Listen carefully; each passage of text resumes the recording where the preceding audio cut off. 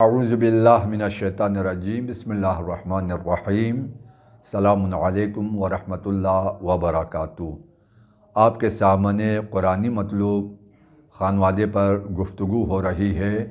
تو بیت علی و فاطمہ کو سورہ مبارکہ دہر میں پروردگار نے ایک مطلوب قرآنی خانوادے کے طور پر ان کا تعارف کیا۔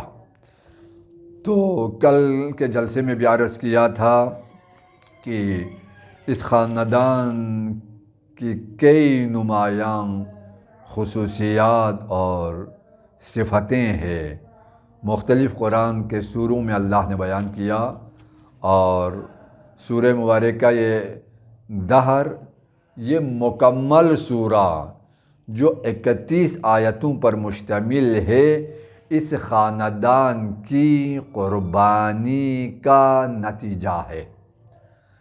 تمام شیعہ سنی مفسرین سورہ دہر کے ذیل میں یہ لکھتے ہیں، خصوصاً جناب سیوطی ہے، جناب کشاف میں زمخشری، اور جناب فخر رازی ہے جو تفسیر کبیر میں، اور جناب ثعلبی الکشف والبیان میں، یہ سب اہل سنت مفسر ہے۔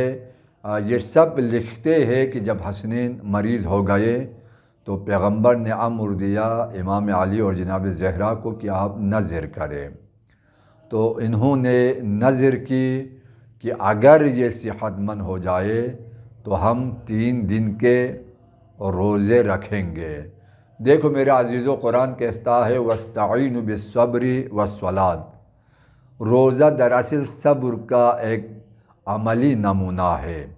تو ہمیں صبر کے ذریعے مشکلات کا مقابلہ کرنا چاہیے۔ یہاں پر ایک فارمولہ قرآن اس خاندان کے توسط سے قیامت تک کے انسانوں کے لیے دے رہا ہے۔ وہ فارمولہ یہ ہے کہ جب بھی تم پر کوئی مشکل آ جائے تو تم نذر کا سہارا لو۔ یہ ہمارے معاشرے میں فراموش شدہ قرآنی اصول ہے، یعنی نذر اس خاندان کی طرف سے ایک ہدیہ ہے بشریت کے لیے کہ مشکلات کا مقابلہ کرنے کے لیے تم نذر کا سہارا لو۔ اس خاندان کی جو برجستہ ترین صفات میں سے ایک صفت ہے وہ نذر اور خدا کے ساتھ عہد و پیمان ہے۔ اس لیے قرآن نے ان کی زندگی کی ایک مستمر سیرت کے طور پر اس چیز کو بیان فرما رہا ہے، یوفون بالنذر، کہ یہ نذر وفا کرتے ہیں، یعنی نذر ادا کرنا یہ تعہد الہی کو بجا لانا ہے۔ تو یہاں پر اس خاندان سے جو ایک ہمیں اہم ترین معاشرتی اصول ملے وہ کیا ہے؟ نذر کرنا اور نذر کو وفا کرنا۔ تو سب شیعہ سنی مفسرین نے لکھا کہ 3 دن تک جناب زہرا اور جناب علی مرتضیٰ اور ان کے ساتھ جناب بی بی فضہ اور جناب حسن و حسین جو چھوٹے تھے، یہ سب 3 دن تک روزے رکھے، اور چوتھے دن افطار پانی سے کیا۔ ان کے دروازے پر یتیم آ جائے، غریب آ جائے، مسکین آ جائے، اسیر آ جائے، یہ افطاری کے کھانا جب باپ، دیکھو دراصل باپ کیا ہے؟ رول ماڈل ہے۔ اس خاندان کی تربیت اس طرح ہوئی ہے کہ اگر جو کام باپ کرے وہی کام بیوی کرے، وہی کام بچے کرے، وہی کام حتیٰ گھر میں موجود کنیز کرے۔ یعنی یہ کتنا مطلوب خاندان ہے۔ یہ کردار میں بھی ایک ہے، یہ صفات میں بھی ایک ہے، نذر کرنے میں بھی سب ایک، اور اس کے بعد کردار میں ان کا کردار بھی ایک۔ جب ان کے دروازے پر وَيُطْعِمُونَ الطَّعَامَ عَلَىٰ حُبِّهِ مِسْكِينًا وَيَتِيمًا وَأَسِيرًا، یہ افطاری کے ٹائم جب مولا امیر المومنین اپنی روٹی دے تو جناب زہرا اپنی روٹی دے، جناب فضہ اپنا حصہ دے، جناب حسنین اپنی روٹیاں دے، اور فقط ایک دن نہیں، 3 دن تک مسلسل یہ کردار ادا کرتے ہیں اس طرح، تو قرآن کہہ رہا ہے کہ یہ دیتے ہیں، فقط ایک بار نہیں دیا نہیں ہے، قرآن کہہ رہا ہے یہ ان کی دائمی سیرت ہے۔ جو بھی قیامت تک ان کے دروازے پر فقیر بن کر آئے، مسکین بن کر آئے، اسیر بن کر آ جائے، یہ ان سب کو عطا کرتے ہیں۔ یہ ایک ایسا قرآنی خاندان ہے، لیکن دیتے ہیں، لیکن رضایت خدا کے لیے، نام کے لیے نہیں، نمود کے لیے نہیں، شہرت کے لیے نہیں، یا اس لیے نہیں دوسرے لوگ ان کے لیے قاصدہ پڑھے، ان کی تعریف کریں، نہیں، علی حبہ، یہ محبت خدا میں ڈوبے ہوئے لوگ ہیں۔ یہ ایک بار نہیں، یہ بار بار دیتے ہیں۔ ان کے زندگی کا اصول ہی غریبوں کو دینا، اور غریبوں اور یتیموں، مسکینوں اور بیواؤں کی مدد کرنا، ان کی نصرت کرنا، یہ ان کی سیرت ہے۔ تو اگر ہم بھی اگر مطلوب خانوادہ بننا چاہے تو ہمیں غریبوں کی مدد کرنے کی ضرورت ہے۔ یہاں پر جو اہم جو تفسیری نکتہ ہے وہ یہ ہے کہ تیسرے دن یہ لوگ لرز رہے ہیں، گھر میں کھانے کو کچھ نہیں ہے، پیغمبر آتے ہیں، خدا کے بارگاہ میں دعا کرتے ہیں، پروردگار عالم میرے اہل بیت ہے، تو ان پر رحم کر کے اتنے میں مکمل سورہ دہر نازل ہو جائے۔ لیکن یہاں پر جو کرنے کی بات ہے وہ یہ ہے کہ دیکھو جس وقت جناب زہرا کے گھر میں فاقہ کشی ہے، جناب علی مرتضیٰ کے گھر میں کھانے کے لیے کچھ نہیں ہے، آپ ذرا اس زمانے کے ماحول کو دیکھیں کہ علی کا گھر، زہرا کا گھر کوئی عام گھر نہیں ہے۔ زہرا کا باپ کائنات کا امیر اور اسلامی ریاست کا حاکم ہے، یعنی یہ مدینے کا واقعہ ہے، مدینے میں اسلامی حکومت تشکیل پائی ہے، تو پیغمبر کی حکومت ہے۔ آج کل آپ دیکھیں، کیا آج ہمارے صدر کی بیٹی یا وزیر اعظم کی بیٹی آپ تصور بھی کر سکیں گے؟ ان کی جائیداد تو ملک کے علاوہ باہر ممالک میں بھی ہے، ان کی عیاشیاں گن گن کے ہم تھک جائے، ان کی عیاشیاں ختم نہ ہو جائے۔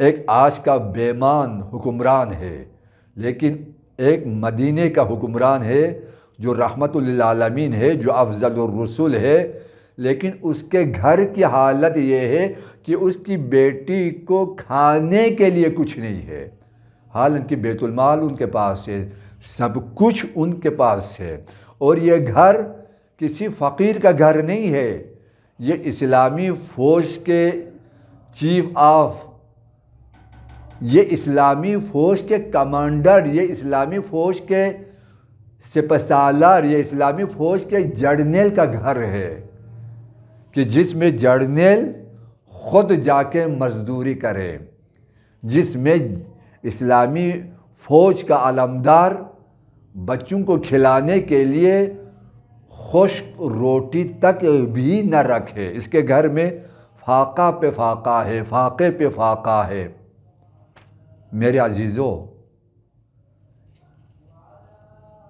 ہم اپنے گھروں میں اس دوڑ میں ہے کہ طرح طرح کے کھانے بنائے، طرح طرح کے دسترخوان بچھائے، جی ہمارے گھروں میں کیا کچھ نہیں ہے۔ ہم نعرے تو لگاتے ہیں، ہم اہل بیت کے ماننے والے ہیں، ہم ان کے نام لینے والے ہیں، ان کی سیرت کو ترک کرنے والے ہیں۔ ہمارے حاکموں، ہمارے سیاست مدار، ہمارے علماء، کیا ان کے گھروں میں علی اور فاطمہ کے گھر کا کوئی نقشہ آپ دیکھتے ہیں؟ بھیا یہ کوئی عام گھر نہیں ہے، یہ خدا سورہ دہر میں جس گھر کو مطلوب اور نمونے کے طور پر پیش کر رہا ہے وہ زمانے کے حاکم کا گھر ہے، جس کے ہاتھ میں سب کچھ ہے، لیکن اس کی بیٹی کا حال یہ ہے کہ افطار کے وقت ایک جو کی روٹی کے علاوہ اس کے گھر میں کچھ نہیں ہے، اور یہ جو کی روٹی بھی جب یتیم آئے تو یتیم دے، اسیر آئے تو اسیر دے، جب ان کو دے، مسکین کو دے، خود پانی سے افطار کرے، کھانے کے لیے کچھ نہیں ہے، سحری کے لیے کچھ نہیں ہے، اگلے دن دوبارہ افطار کے وقت دوبارہ دستک دے، دوبارہ مانگنے والا سائل آ جائے، خود پر سائل کو مقدم کرنا، اس کے بعد ساری رات بھوک کی حالت ہے، اگلے دن بھی روزہ رکھتے ہیں، چونکہ نذر ہے 3 دن روزہ رکھنے کا، 3 دن یہ بھوکے ہیں، فقط پانی سے یہ افطاری کر رہے ہیں۔ یہ 3 دن ان کی زندگی میں بھوک اور پیاس کے ساتھ کیوں مربوط ہے؟ میرے عزیزو، آپ دیکھیں گے کہ ان کی زندگی میں 2 بار بھوک اور پیاس کا غلبہ ہوا، 3 دن مدینے میں اور 3 دن کربلا میں۔ یہی خاندان ہے جو یہاں پر اسیر کو دے رہے ہیں، یتیم کو دے رہے ہیں، مسکین کو دے رہے ہیں، لیکن کربلا میں یہی مسلمان ان پر پانی بھی بند کرے، ان پر کھانا بھی بند کرے۔ یہ خاندان ہے، یہ مطلوب خاندان ہے، یہ مشکلات میں دیکھو، یہاں پر بھی مشکل، وہاں پر بھی مشکل، نہ یہاں پر خدا سے کوئی شکوہ ہے، نہ وہاں پر دشمنوں کے آگے سر تسلیم خم ہے۔ یہ خاندان بھوک سے پیاس سے مرنا تو پسند کرے، لیکن کسی غیر اللہ کے آگے جھکنا پسند نہ کرے۔ یعنی ان میں جو غیرت ہم دیکھتے ہیں، دراصل یہ وراثت ہے،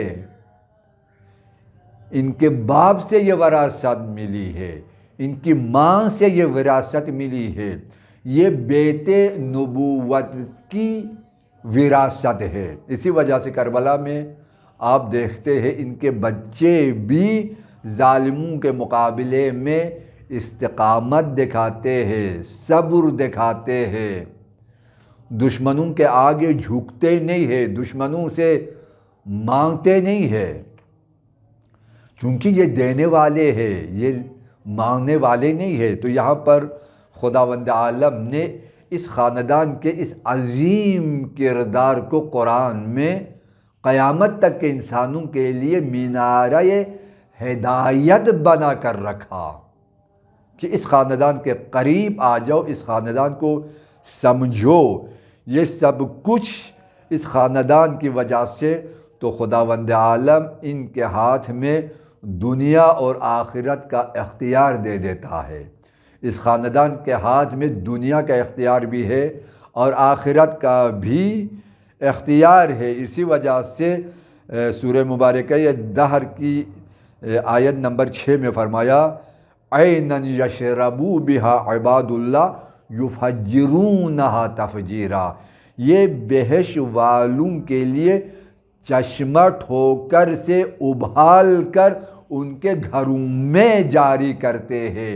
ان کا قیامت میں یہ اختیار ہے، حسن کا اختیار ہے، یہ حسین کا اختیار ہے، یہ فاطمہ کا اختیار ہے، یہ علی کا اختیار ہے، یہ ان کی کنیز فضہ خادمہ کا اختیار ہے۔ میرے عزیزو، اس خاندان کو سمجھنے کے لیے ہمیں بہت کچھ قرآن میں غور و فکر کرنے کی ضرورت ہے۔ یہی وجہ سے ہے، ان کے صبر کی وجہ سے خدا کہہ رہا ہے کہ میری جنت اور جنت کی نعمتیں تمہارے لیے، کیوں؟ وَجَزَاهُمْ بِمَا صَبَرُوا جَنَّةً وَحَرِيرًا۔ تمہارے صبر کے بدلے کا نام بہشت ہے۔